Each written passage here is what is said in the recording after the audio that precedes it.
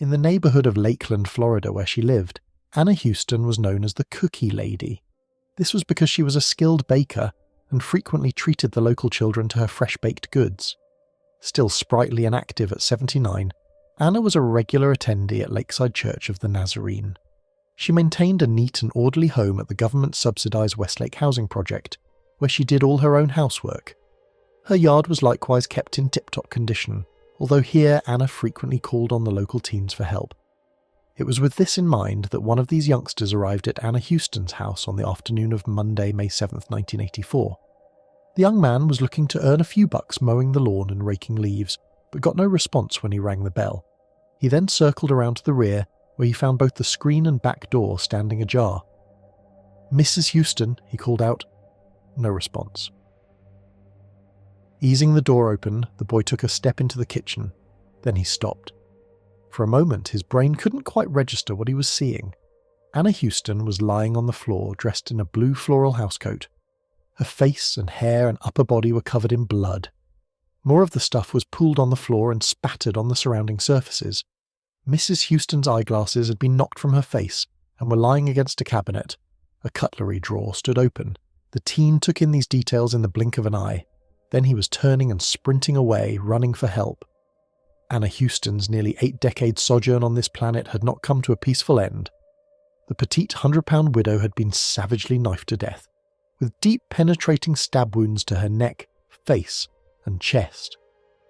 One of the knife thrusts had penetrated a lung. Another had opened a neck artery. There were slashes to the scalp that cut right to the bone. In addition, Anna's hands had suffered tendon-severing defensive wounds. She'd put up a valiant but futile fight. The weapon that had inflicted these terrible wounds would never be found. However, detectives surmised that it had come from the victim's kitchen, hence the cutlery door that was found pulled out. It was also assumed that Anna might have known her killer since there was no evidence of forced entry to the home. Then again, the victim had been a trusting sort and not particularly security conscious. As for the motive behind this terrible crime, that remained a mystery. The house had not been ransacked, and Anna had not been sexually assaulted. A personal motive also seemed unlikely. Everyone had loved the Cookie Lady. There was one more important clue that would emerge from the crime scene. Back at the lab, forensic teams started working through the trace evidence and discovered that there were 2 distinct blood types in the samples they'd collected. The killer had cut himself, leaving his blood at the scene. That was of limited investigatory use back in the early 80s, but would prove to be a casebreaker in the future.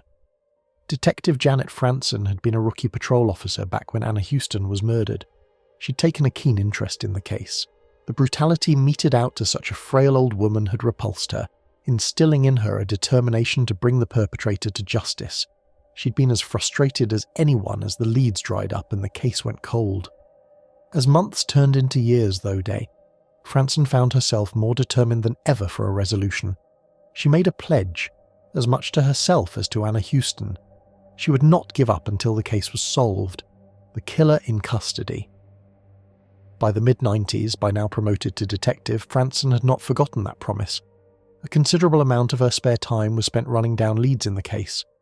When the investigation was officially reopened in 1999, she was at the front of the queue volunteering her expertise and enthusiasm.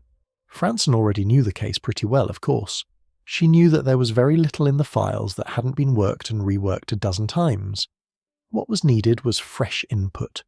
A murder in such a close-knit community could not have occurred without leaving some trace of itself. Someone must know something. Someone must have said something out of turn. Somewhere, there was a witness holding on to secrets. It was with this in mind that Detective Franson approached a reporter from the Ledger newspaper in late 1999. Her hope was that a new story on the case might trigger someone's memory or conscience and bring them forward with information. That belief would be validated after the article appeared on the front page of the Ledger on January 4th, 2000. It brought in a steady trickle of tips, several of them pointing to the same suspect, a man named Robert Austin Jr.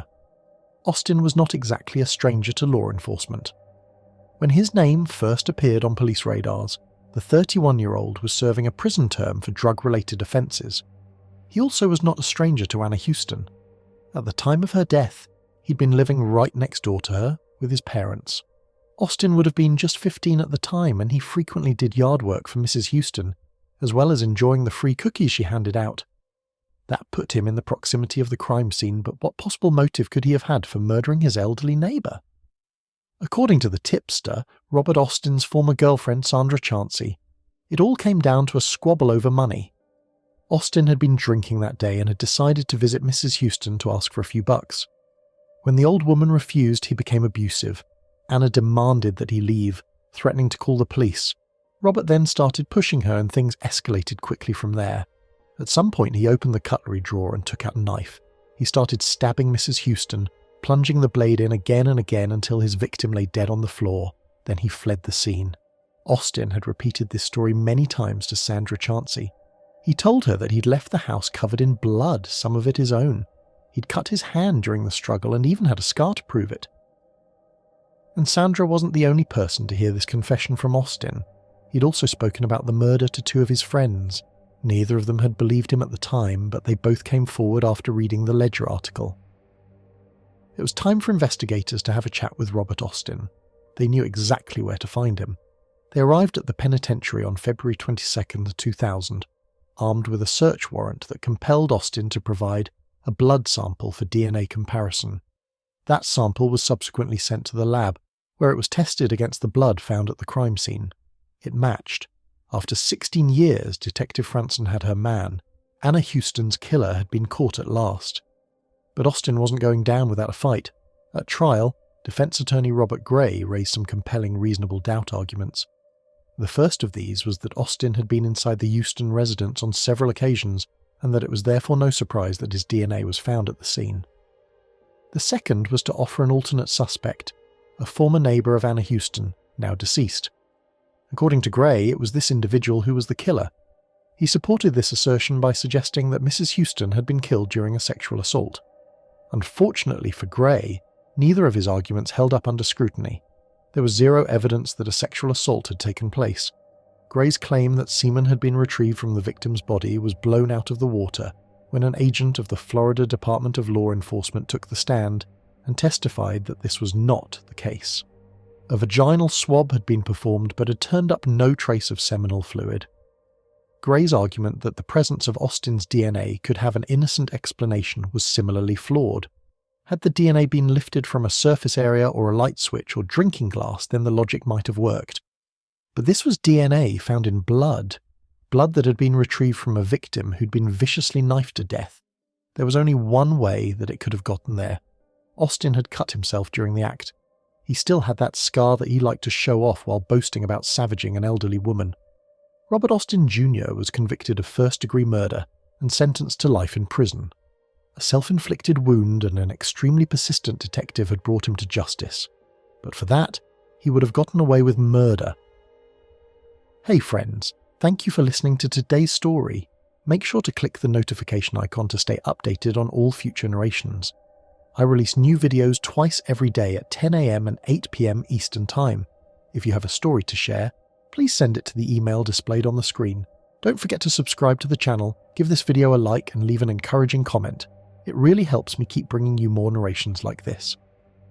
If you'd like to support the channel even more, you can get early access to all future narrations and bonus content over on Patreon.